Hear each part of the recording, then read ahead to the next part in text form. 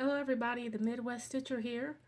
I just thought I'd give you an update on where I'm at with everything. This is my backyard. Yes, my grass needs to be cut. But this is a typical spring slash the transition season between winter and spring in Ohio. It's actually kind of warm today, but as you can see, it's cloudy and you see all the trees. It's kind of windy out there, but it's not snowing, it's not raining, so it's a plus today. All right, we're gonna go over, I'm gonna show you like a little mini haul, and it is a mini haul, and then I'll show you where I've been working on and update you on my progress. So here we go.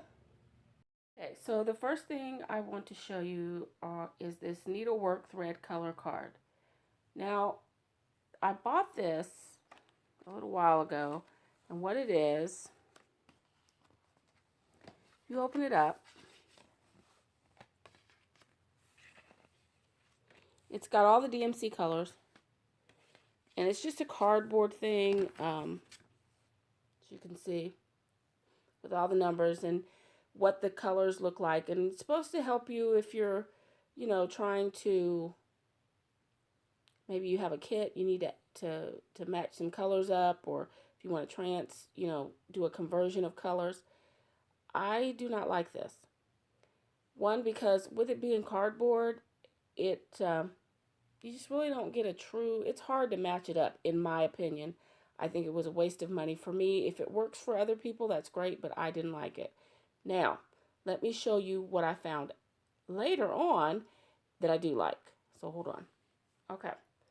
This, I'll try to hold it up because of the glare, is what I ordered from the DMC website. Same thing, it serves the same purpose, except when you open it up, these are actual, these are actual DMC skeins. It is the actual threads. You can see that. And everything else is pretty much the same, except for this is the way you match up threads. This is the way you match up floss. These are the actual skeins, so there's no doubt as to what the color is going to look like. Now, the other difference is, of course, the cardboard one. Sorry for the shaking hand. The cardboard one you can get that anywhere. Michael's, Joann's, Hobby Lobby, any craft store. That one was $10. The one with the actual threads was $24. Yes, that's a little steep, but I thought it was worth it, and I like this one better. I tried to get it on Amazon. Amazon, the cheapest one, they wanted $49 for it. I ordered it directly from DMC, and it only cost me $24. So I don't know if anybody's in the market for that, but this is the one to get, the one with the actual threads. The other thing I got was all this floss. Joann's was running a 40% off your total purchase, so I have to kit this up, like put it on bobbins and stuff, but this is going to be for a Heaven and Earth design. It's a new design that just came out, Animal Kingdom, I think that's the name of it. But anyway, I had all the colors except for, Heaven and Earth designs have lots of colors, so I knew I needed some extras. So with 40% off your total purchase, I went to Joann's and kind of loaded up on that. The other thing I got from Hobby Lobby, and keep in mind, Hobby Lobby, I use my 40% off coupons for everything. This is a little magnetic bin box. I used a 40% off coupon on that. I don't know if I'm even going to use this. What I was thinking was, if I travel or something, since it's magnetic, I could put my scissors, needle minder, or whatever, and have it all in one little case since I'd be traveling. We'll see. I don't know if I'll use it or not, but it only cost me like, I don't know, $4, $5, whatever it was. So I thought it was worth a try, just in case. The other thing I got, this also came from Hobby Lobby with a 40% off coupon. I don't have anything other than like a little, plastic bag to carry stuff in if I do travel and I want to take some cross stitch. So I've purchased this, and I don't know. It's got lots of pockets on the outside and around, both sides and front and back and on the sides. And it's pretty large on the inside. Um, I could fit a regular sized um, floss box. I could fit, what did I put in there? A regular sized floss box, my chart, my actual project. It fits a lot in there, and it's not very big. It's not bulky and long and all that. But I think I'm going to get you a good use out of it. It's handmade, quilted, really well made. And I used a 40% off at Hobby Lobby and got that for travel. And it came to about 12 bucks. So not bad at all. Now the next thing I'm going to show you, let me get it. Hold on a minute. Okay, this is a Peiko needle organizer. Now, I saw somebody use this on YouTube, and I thought, oh, I might be able to use that. Well, actually, it's a pretty good product, but let me tell you, it took me forever to get it. I don't know why it took so long, but it did. And I just became impatient and decided to make my own, do a little makeshift one. So I'm going to show you the one that I made. Talk about being creative. All right. This one, which is the one I made because I was getting antsy, is made just out of styrofoam. It's a little block of styrofoam that you can get anywhere and just cut it how you want it. Some of them come pre-cut, and it does the same thing. What I'll say about this is the Peiko one looks nicer, but they pretty much did the same thing. The Peiko, what I will also say about this is if you are a person that parks, it's a waste of money because you don't need it. You have your threads already parked in your fabric, so it's not necessary. But if you cross country stitch, there's heavy confetti, or really probably any other kind of stitch that's heavy confetti. This thing is great because you don't have to keep goodness, I've lost it. You don't have to keep threading your needle over and over. And I did use it on a little smaller project I was working on that I had to keep changing colors, and that's just the remnants of what's left. And it worked really well. But I can only see it if I'm doing a heavy confetti project that I'm cross country or something like that, if I'm stitching it that way. But it was worth the money. I mean, it was $20. If you're not worried about the cosmetics of it all, that piece of styrofoam was like a quarter, 50 cents, a quarter, or whatever.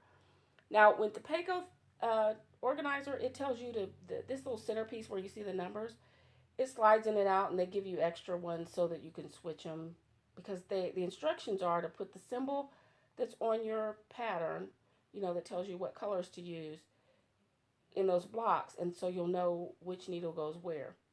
Okay, for me, that is doing the most. I am not an artist. I am not, no, nope, nope, nope, nope, nope. I don't have that kind of time. Hats off to all of you who do. I did the numeric system. So next to, the key, the pattern key, the color key that's on your chart, I labeled each color with the number. So I know that if it says this, number 1 needle goes with this, number 2 needle goes with that.